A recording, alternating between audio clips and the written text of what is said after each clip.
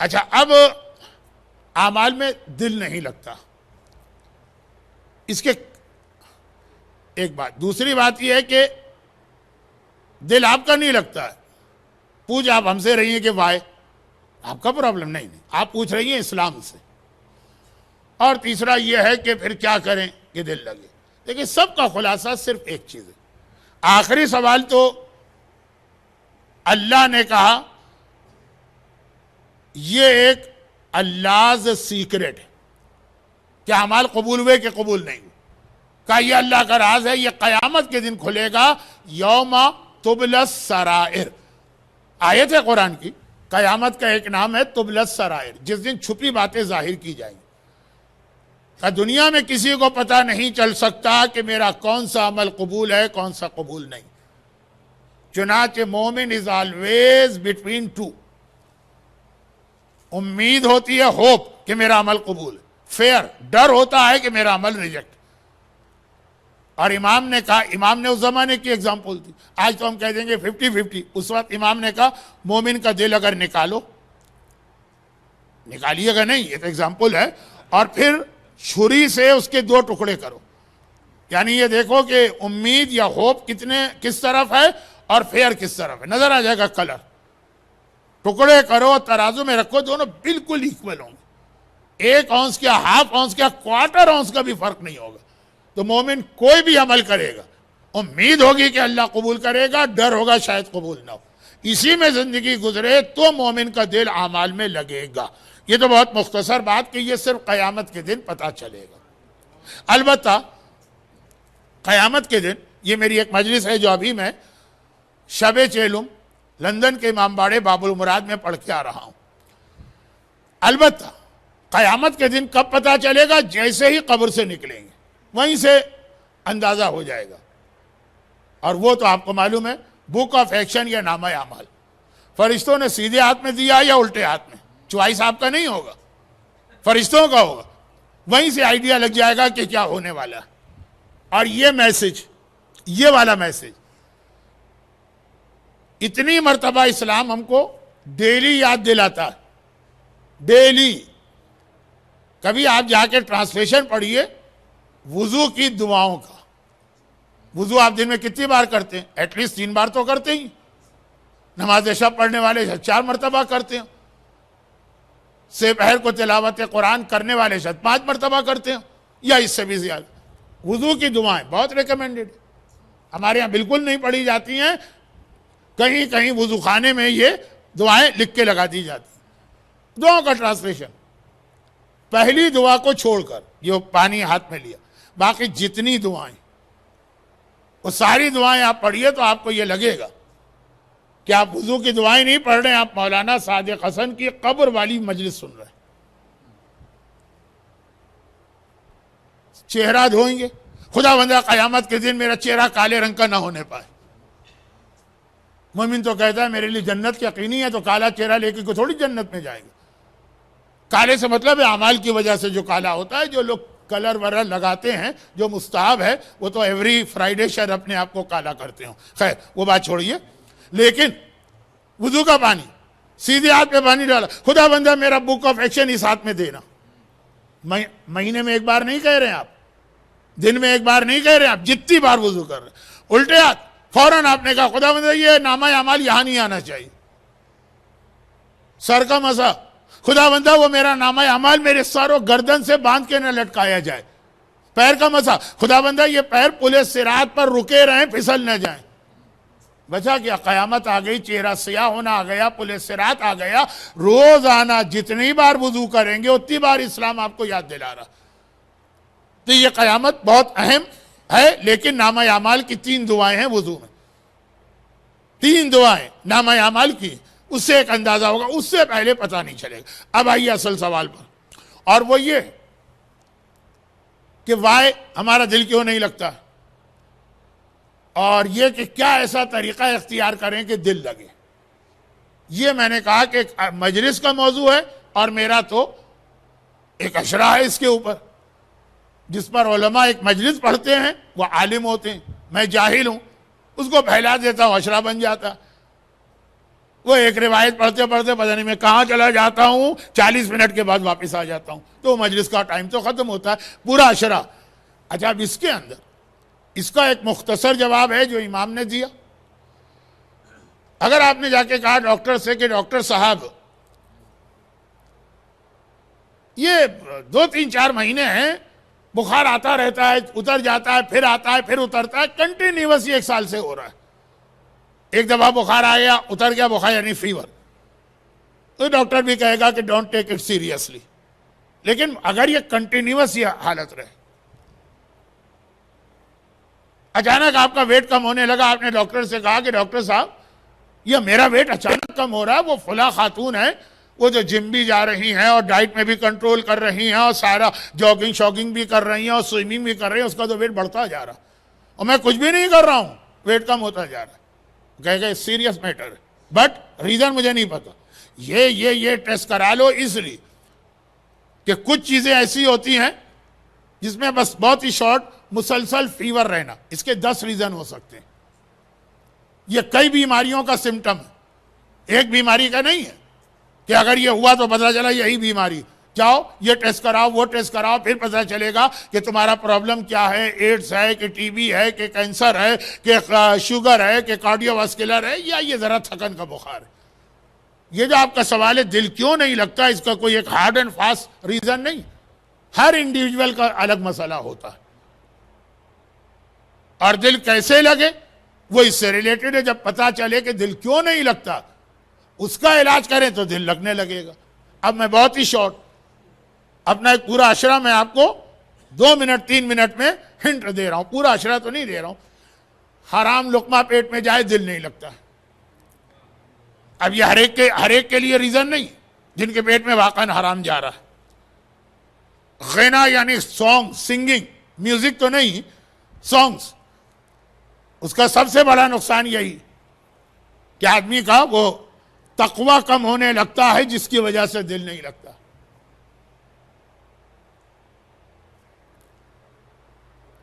تیسری چیز جو سائیکالوجیکل ہے، شک، جب آدمی ڈاؤٹ میں مبتلا ہونے لگتا ہے، پتہ نہیں اللہ ہے کہ نہیں، جنت ہے کہ نہیں، جہنم ہے کہ نہیں، یا کنفرم ہو جاتا ہے کہ جنت ہے جہنم ہمارے لیے نہیں ہے، دل لگنا بند ہو جائے۔ ایک اسٹوڈنٹ کو ایگزام سے پہلے پتہ چل جائے کہ تم ایگزام میں اپیئر ہو کہ نہ ہو، تم تو پاس ہو سب سے زیادہ تمہیں نمبر ملیں گے۔ یہ کہاں پتہ چلتا ہے؟ یہ انڈیا اور پاکستان میں پتہ چلتا ہے، جہاں آپ رشوت و برائبری دے کے سب کچھ کر سکتے ہیں 100%، وہ کیا نہ محنت کرے گا نہ پڑھے گا نہ ایگزام میں جائے گا۔ تو اگر یہ یقین ہو گیا کہ جنت ہم کو جنت ہی جنت ہے جہنم نہیں ہے، دل نہیں لگے گا عمل، بھائی پھر کیوں نماز پڑھے؟ یہی 8ویں امام نے اپنے چھوٹے بھائی کو ایڈوائس کی تھی۔ آج 2 واقعات 8ویں امام کے آ گئے اشارتاً، لیکن آ تو گئے نا، یعنی کچھ مجلس کا بھی اسٹائل ہو گیا۔ یہ جو میری چھوٹی چھوٹی سپیچز اس آج کی مجلس میں تھے، کلپس، ان کو جمع کرے تو 20 منٹ کی تو مجلس میں پڑھ چکا ہوں۔ اب یہ کہ کیا تھا، وہ بھائی تھے ان کے چھوٹے، زید النار، عربی میں نار کہتے ہیں آگ کو، چونکہ یہ اتنے خوبصورت، ہینڈسم، جس کے لیے عربی میں ایک لفظ استعمال ہوتا ہے وجیح، گریسفل پرسنالٹی، ان کا چہرہ اتنا سرخ کہ نام ان کا پڑ گیا زید النار، آگ کی وجہ سے نہیں، آگ میں جو ایک وہ ریڈش کلر آتا۔ اور یہ جہاں بیٹھتے ہیں جملہ کہتے ہیں، یہ آپ کو سنانے کا واقعہ نہیں، یہ سادات کرام کی مجلسوں میں پڑھتا ہوں، اور اسی لیے وہ مجھ سے مجلس نہیں پڑھواتے ہیں، وہ ایک الگ چیز ہے۔ تو خلاصہ یہ کہ بھائی ہم اولاد رسول ہیں، سید زادے ہیں اور فرسٹ جنریشن کے۔ آج تو جو سادات ہیں تو بہت سو کے بارے میں ڈاؤٹ بھی ہے کہ پتہ نہیں ان کا فیملی ٹری سیف ہے کہ نہیں ہے، لیکن جو 7ویں امام کا بیٹا ہے، 8ویں کا بھائی ہے، اسی زمانے میں ہے، کنفرم سید، کہا ہم تو ہیں جنتی، ہماری دادی کے مہر میں جنت ملی تھی، ہمارے دادا جنت کو تقسیم کریں گے، ہم ہیں جنتی۔ تو اعمال سے ان کا دل ہٹ گیا۔ شہید مرتضیٰ مطہری کی کتاب داستان راستان، غالباً the story of رائٹیس، write us. اس کا والیوم 2 کا دوسرا یا تیسرا یہ واقعہ. تو اب امام کو پتا چلا آپ کا بھائی، مائیں الگ تھیں لیکن بہرحال ہیں تو باپ ایک ہی، موسوی سید یہ باتیں کہتا پھرتا ہے. جب دل ہٹ گیا اعمال سے، نہ نماز نہ روزہ، یعنی کر بھی لیتا ہے نہیں بھی کرتا، جب کرتا بھی ہے تب بھی دل کہیں اور. امام نے اس کو پبلک میں پکڑا، گھر میں نہیں بلا کے کہا. جب کوئی آدمی پبلک کو مس گائیڈ کرے تو اس کی غلطی پبلک میں بتانا. اور کہا کہ یہ تم کیا کہتے پھر رہے ہو، تم کہتے ہو ہمارے لیے اعمال کی کوئی اہمیت نہیں ہے. کہا کہ ہاں جنت ہماری. کہا تو پھر تو اس کا مطلب ہے کہ تم اپنے دادا سید سجاد سے بڑے ہو گئے. وہ اتنی نمازیں پڑھ کے جنت میں جائیں، تم بغیر نماز کے جنت میں جاؤ گے، تم زیادہ امپورٹنٹ ہو گئے نا اللہ کی نگاہ میں. پورا واقعہ وہاں پڑھ لیجیے گا، 40 منٹ کا واقعہ. لیکن جس میں امام نے بتایا عمل سے بے رغبتی دل کیوں اچاٹ ہوتا ہے. یہ جو ہمارے یہاں سب کی بات نہیں کہ میں نے کہا کچھ لوگ حرام کھاتے ہیں اس لیے، کچھ لوگ سانگز یا خینا میں بہت زیادہ بزی ہوتے ہیں اس لیے، کچھ لوگ اتنا بلیو نہیں رکھتے جنت و جہنم پہ اس لیے، کچھ لوگ زیادہ بلیو رکھتے ہیں جنت پہ کہ جنت تو ہے ہی ہمارے لیے، کوئی شک نہیں.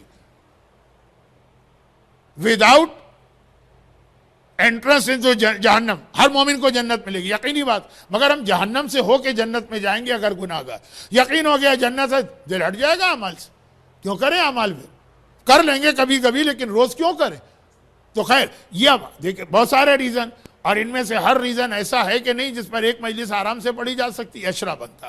تو اب خلاصہ یہ ہے کہ ایک ریزن نہیں ہوتا اعمال سے توجہ ہٹنے کا.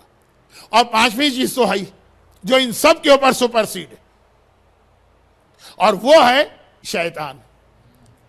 شیطان جو ہے وہ آدمی کے دل میں اعمال سے رغبت کو کم کرتا.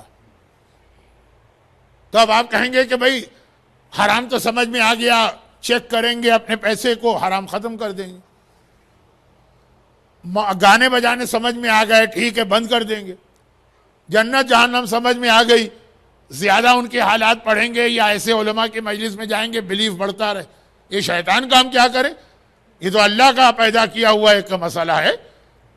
کیوں پیدا کیا اللہ نے؟ شیطان کا کیا علاج کرے؟ شیطان کو تو صرف امام زمانہ ہی قتل کر سکتے نہیں. اب پھر دیکھنا پڑے گا کہ شیطان ہمارے دل میں اعمال کا شوق ختم کرتا ہے.